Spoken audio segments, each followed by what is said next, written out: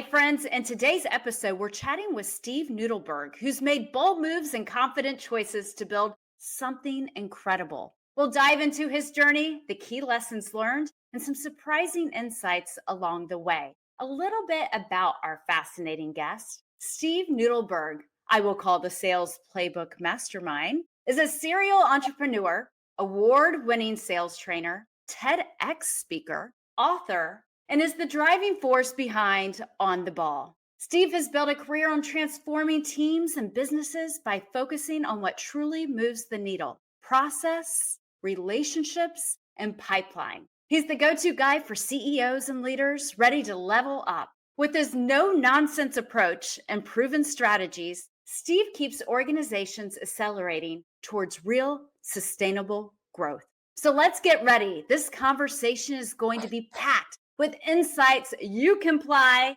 today. So, you know what? Enough of me talking. Let's go. Steve, welcome to Bold Moves, Confident Choices, my friend. Good morning, good morning, good morning. So great to be here with you. We have become recent friends, and every time I'm with you, I feel your electricity, and so I'm excited to be here.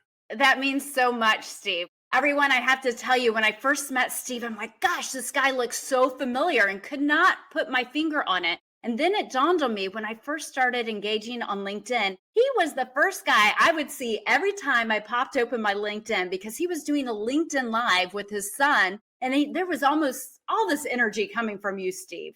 Like at 7 a.m. What time did you start that? For that show, we wound up doing over 1,000 shows. Every morning, Monday through Friday, it was 7:58. We stopped at 8:21. There's a whole story behind why we do that. But the reality is, it started just around the time of the pandemic.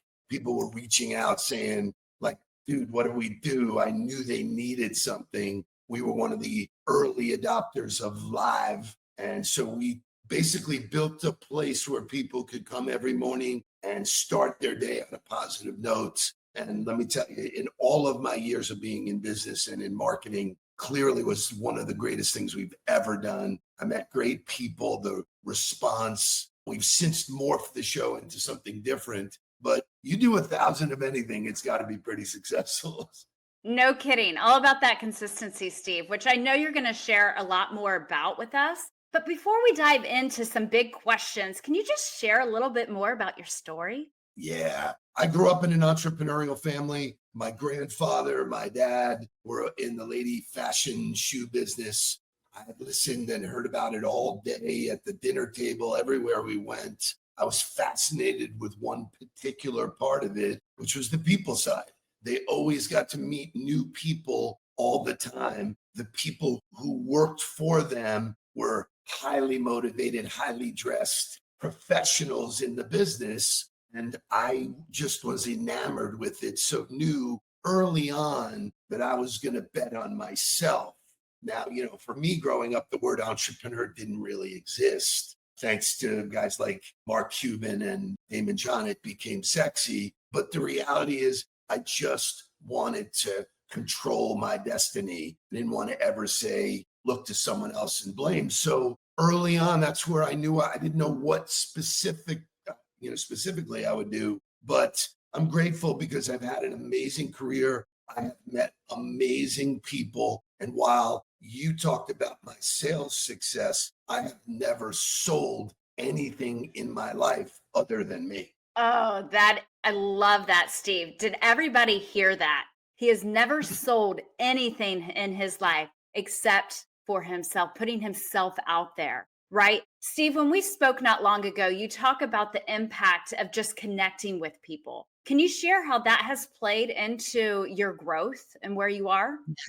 For some reason, I think people who are in business get up in the morning and their goal is to sell something. They want to make money, and the money's going to afford them whatever lifestyle they want. I was one of those outliers. I saw it differently. And I said, if I could just manage meeting people, that was my skill set. And I basically call it the 5x5 rule. If I can meet 5 people every day and do it for a year, that's 25 a week, 100 a month, 300 a quarter, 1,200 a year. if I just focused on the people side, that behavior would create outcomes that I could never create in any other system or process. And along the way, I met great friends, great mentors, great business opportunities because it was always about them and what I could learn from them. And so when I look back on my career, it really was never about the product, price, or service. It was always about the people, very much the way that we met. We were in the same community with Scott McGregor, who is just one of those outliers, no pun intended or pun intended, because he's just a great human. When I met him, which was pre-pandemic, we spoke on the phone. Imagine that. And from that call, the following day, I flew to New York to have lunch with him. And he was like, wow, I never met anybody like you. And I said, vice versa. I don't know what's going to happen, but good things are going to happen. And so if you do that at scale, and then you stack it over a 30-year or a 40-year career, it's so overwhelmingly fun. Ah, so Steve, I want all the sales reps out there to flip the script. We hear a numbers game. Sales is a numbers game, numbers game, numbers game. Pick up, dial for dollars. But what you're saying is, you know what? I'm just connecting with 5 people a day. That is my logical connection. I'm connecting with others, building my network, which ultimately then triggers sales. So I'll define it one step further. 5 Please. meaningful conversations. You and I started with what I call the virtual coffee, which is our gift. I don't have to leave my desk. I'm right here. We're spending time face to face.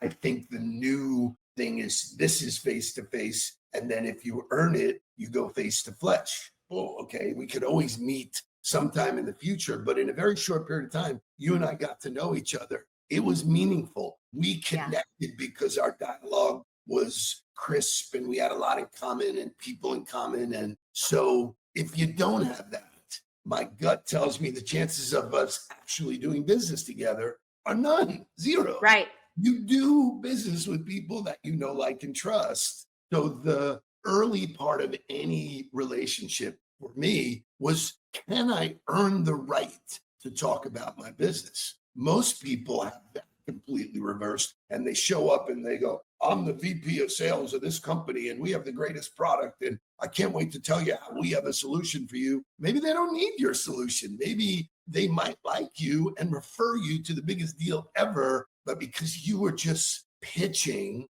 And for me, I used to write this on the wall of every sales room I've ever been in. When you pitch, they ditch.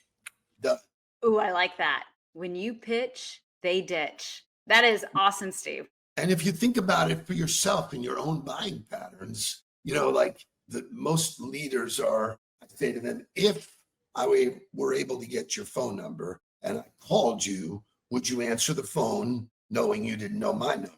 100% no. Right. I will not answer it. Yet those same leaders go back to their company and endorse a cold calling strategy, which nobody's answering the phone anymore. So right. The work and the grind it takes to do all that, the meaningful conversations start with something we have in common. You and I had Scott McGregor in common. We were already in a common place. It wasn't cold. In fact, it was really warm because we have stories to tell about him. That's just breadcrumbs that lead to more meaningful dialogue. Never once did we talk about business or selling or whatever. It led to another conversation, which I'm grateful to be here today. People just don't have patience to build something. They want quick hits. And I blame a lot of sales leaders for that because they don't give people the space to do it and do it right. And, I'm blessed that at the end of my career, this last chapter, I get to teach people.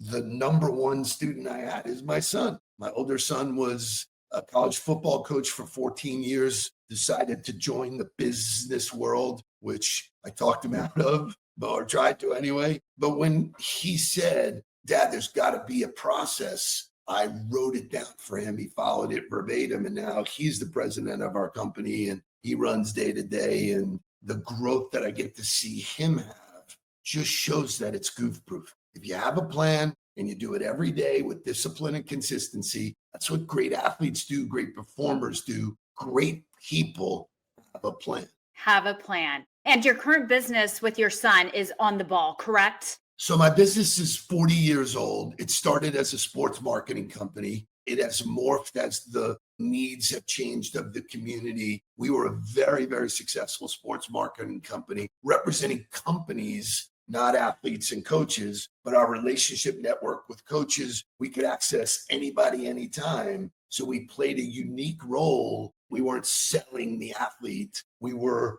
consulting the corporations about how to use sports and entertainment. Highly successful. Then people said, wow, we like the way you guys think. Could you do this and could you do that? And we continually were ahead of the curve. Sold my last business 10 years ago. Wasn't really sure what I was going to do. Someone said, write a book.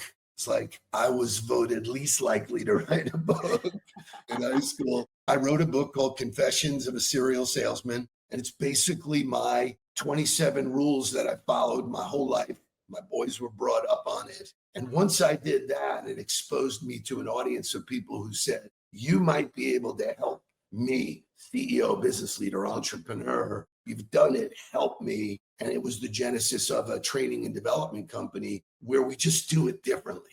Most people look at our stuff and they go, I've never heard that before. I don't understand. We set goals, but we set them and forget them. And then we focus on behavior. If you do the right behavior, and you can see this in other walks of life. Gym, if you want to get physically better, you have to do consistent behavior to do that.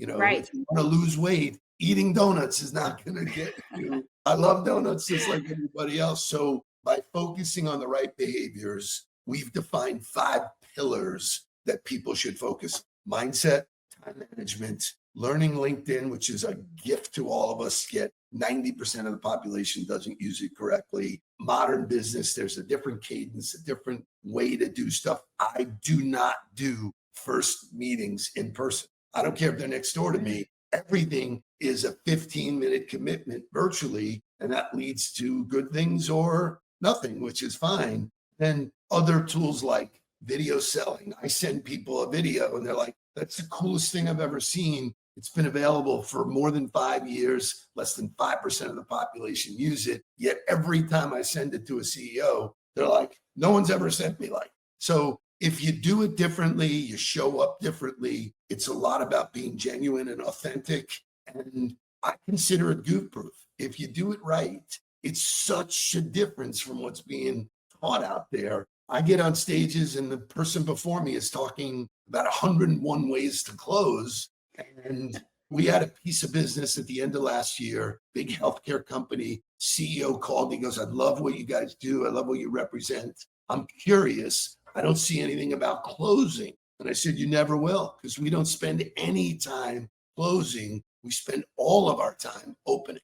Wow. Okay, Steve, that's really fascinating. And what you've just talked to us about seems so simple in the whole scheme of things. It's what I try and tell people. It's not complicated, but we live in a world of distraction. We live in a world of I want it immediately. It takes time. If you Right. put in the time and effort and you do the right behavior every day, which when we use the gym analogy, if you go to the gym every day and you do the right exercises, I guarantee you your body will change. I don't know Yes. when. I can't tell you on this day it's going to change, but I know over the course of time, you will notice change. It's the same thing in any behavior modification. You got to stick with it. And then all of a sudden it's like, oh my God, this is great. For me, it's generally 90 days. If you can stick to a 90-day plan, and there is a backdrop to what the 90-day plan means, but whatever you do today will not affect you 90 days from now.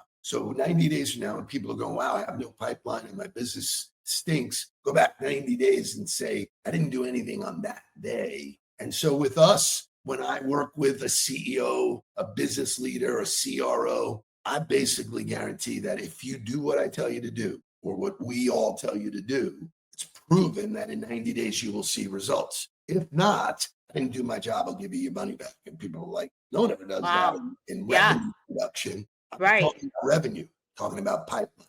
Yes. Healthy pipeline.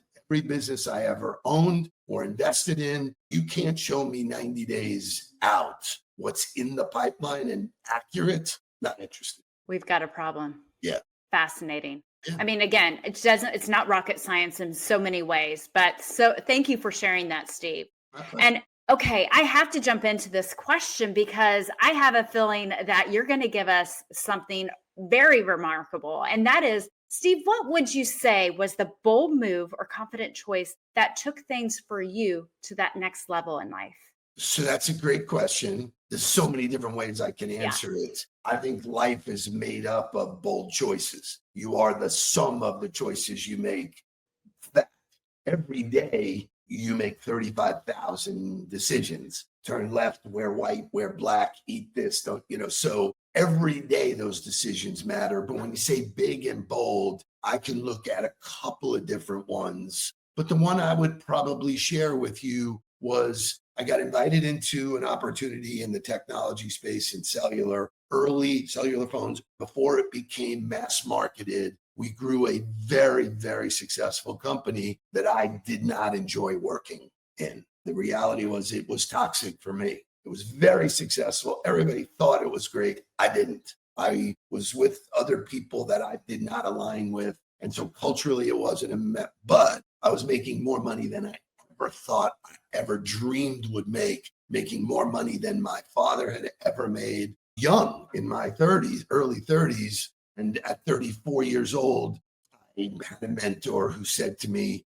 can you imagine climbing the corporate ladder just to realize it's leaning against the wrong building? Like somebody like basically pulled my heart out of my chest. And I said, I don't want to do this the rest of my life. And so I basically exited the business, took my whatever I had earned, sold it, took a year off, spent it with my then 5-year-old son, and then created On the Ball. And On the Ball was merely in my career, people had always said to me, wow, thanks for being on the ball. You're always on the ball. So I said that would make a great name for a company because inherently the name says that we're going to do the right thing always. And if you look at the dictionary definition of on the ball, it is alert to new ideas and always doing what is right. So my big, bold move was to jump. When people looked at me, my partners looked at me, they go, you are out of your mind. This thing is working. And I go, no, it's not.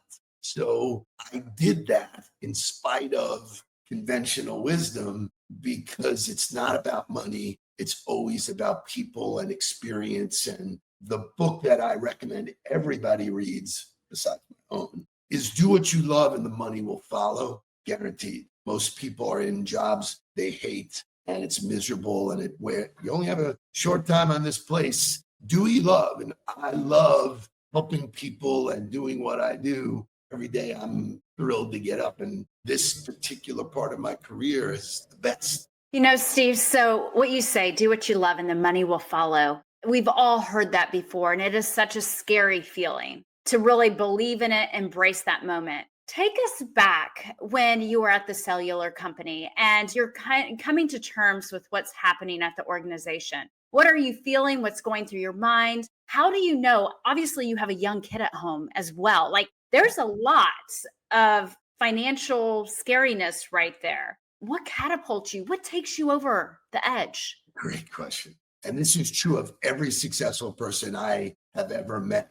If you turn fear into fuel, it's like rocket ship, man. So I was like, I'm going to do this. I know in my belly and in my heart that I'm going to break out. I'm a builder. I was responsible, maybe not exclusively, but I was responsible for building a very successful company. I know how to do it. I love the build. I'm just going to do it on my terms. So I was inspired, energized. If anybody tells you there's no fear, then it's usually not worth doing. Yeah. I spoke to this group the other day and I said, this happens in all walks of life, especially my sons. I would say to them, hey, you're in the locker room, you're going out to play in a big game. Do you still get butterflies? And he goes, Dad, you wouldn't believe how many people are throwing up just before they run out of the tunnel. And what he shared with me, and I still embrace, is that that's just a sign that something good's going to happen. So you got to learn to turn those butterflies into fuel. And it's what drives you. It's what makes me feel alive. Everything I've ever done in my life was driven by, wow, you said I couldn't do it. Watch. I did not graduate from college. I did not go to business school. I did it with gut and integrity. And so anything's possible. The stories I get to be privy to, the guest speakers that you have on this show, all have a story of something they did. Just embrace that. The world is, there's so much information available that can help you and give you a roadmap. That pay attention, listen, learn, and do. And so for me, I probably could be retired now, but I'm having more fun than I've ever had because it's just a great time to be in business. Steve, a lot of people listening might just say, hey, he comes from an entrepreneurial background. This is easy for him. He's not afraid to take a jump. I'm curious to know, what is Steve Nudelberg's biggest fear in life? What is that gremlin on you? That is an amazing question, by the way. Good for you. This has been my fear since I'm a young guy. The answer is easy, simple for me. I was always afraid of being average. I just didn't want to be the middle of the road. And the people I've surrounded myself, whether they be great athletes or great coaches, Nick Saban, who I had the chance to work with and learn the most from, he said, mediocre people don't like high achievers and high achievers don't like mediocre people. So if you can't get that culturally right, it's never going to work. So people who are willing to do what it takes get more. And so everybody wants to be successful in business. You got to be willing to do what it takes. And I never, ever doubted. Just said, if I do the work, and that's, I think, the biggest problem is people don't want to do the work. I mean, people are very lazy. People are quick to point and make excuses. Well, they and this and the economy, bullshit. The number one companies in this world were started during depression. When other people wouldn't do it. So yeah, it sounds like hype, but if you surround yourself with the right people, one of the recommendations that I give anybody in life is that you can have your own personal board of directors. Big companies have them. They're there to take their knowledge and support the mission of the company. You could easily call 5 people you admire and respect and say, I'm putting together my personal board. I want to be able to share what I'm doing. I want to get feedback. I'll take you to dinner once a quarter, once a year, whatever the format you do. I am on other people's personal board and proud to do it because nobody ever did it alone. And so when people say to me, oh, entrepreneur is, it's a lonely thing. It's only if you make it lonely. Ooh, only if you make it lonely. I like that, Steve. And so everybody, I want to reiterate, instant gratification in business does not exist. There is a path and a journey to everyone's success. And Steve is stressing that right here, right now with all of us. There is a path, there's a road. It's bumpy, it can be ugly, but if you stay the course, you can make it happen. So Steve, what would you tell little Steve at his 18-year-old self? Great. I love when I get asked this because every audience I share this with, young or old, really gets it. If I were able to talk to my 18-year-old self, I would clearly say, don't give a shit what other people think. Like, I drove my whole life based on looking for validation. I want you, oh, I'm starting this. What do you think? Oh, the minute I stopped looking for validation, my life and my career exploded. You will be surprised that people closest to you could be your worst enemy. Their fears and doubts they put on you. And so if you are willing to live a life based on what you think and what you do, which are, by the way, are the only things you can control the controllables. Whatever you think and whatever you do, and you pay attention to that, you will be successful, and money has nothing to do with it. Wow, Steve, pretty big stuff. I mean, there are so many gems in this episode, and we're not even at 30 minutes. Yeah, how about that? See, That's crazy. So, Steve, as we come to an end here, what would you like to share with everyone that they can walk away with today, besides everything you've already given us? So there are 60,000 thoughts that go through the human brain every day. I don't know how they came up with that number, but it is scientific. 85 to 90% of those are negative. So when you wake up in the morning, your fear hormones are at their highest.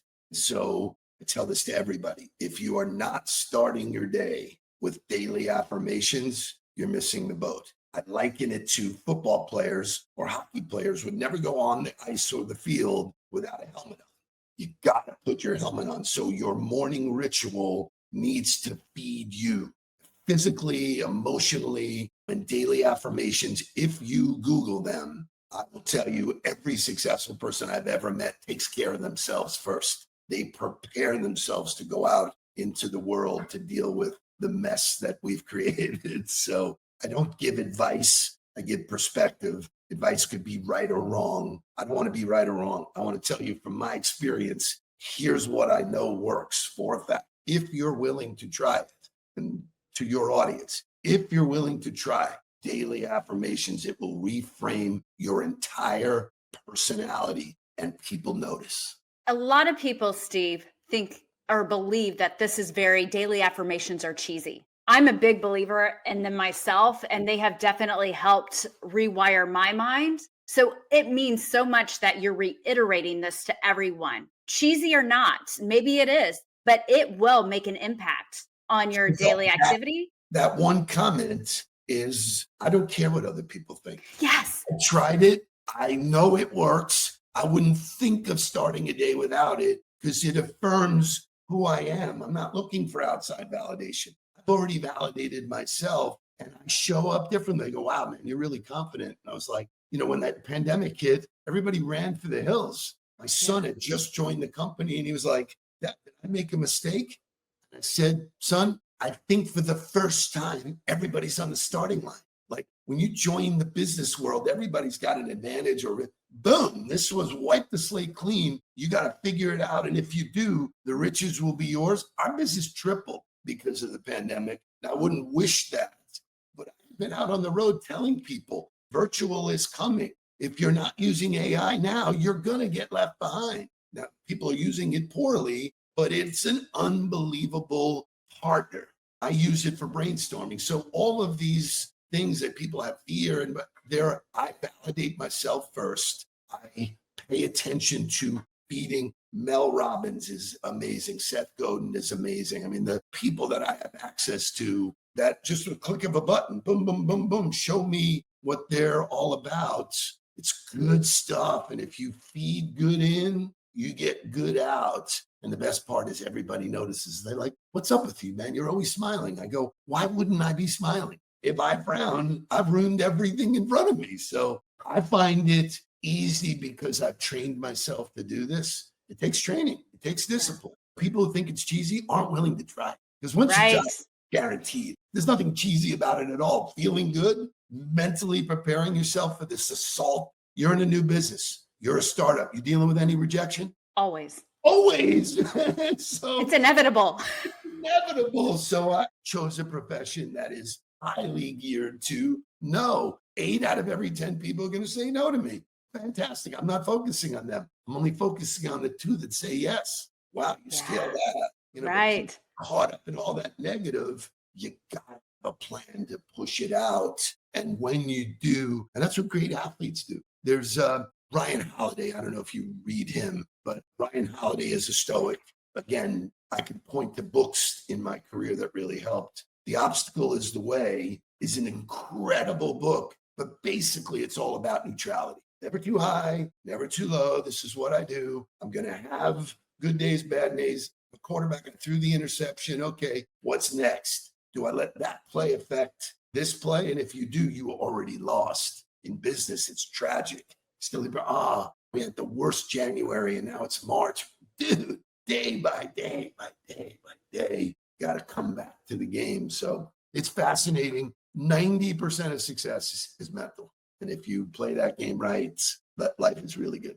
90% of success is mental. Take notes. All right, Steve, we're coming to an end, my friend. Where can people find you? So like you said in the beginning, if you can't find me on social media, you're just not looking. I'm everywhere. The name of the company is On the Ball. My last name, Nudelberg. You can find anywhere. I'm on LinkedIn, Instagram. I'm not on TikTok. 2 younger sons, 38 and 27, and they say, Dad, we'll take care of TikTok. So, but Instagram, Facebook, and here's another thing. Don't let people talk you into that nobody's on Facebook. Everybody's on Facebook. They just don't admit it. So anywhere you want, and I answer all my own stuff.